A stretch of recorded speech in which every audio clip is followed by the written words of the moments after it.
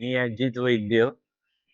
मी जागा बघत असताना नौपाड्यापासून पोरबंदर रोडपर्यंत अनेक जागा बघितल्या आणि तेवढ्यामध्ये Instagramवर मला संदीप तुमचा यांनी अपलोड केलेलं रील बघायला मिळालं आणि मग ते बघितल्यावर मला ती जागा पसंत पडली.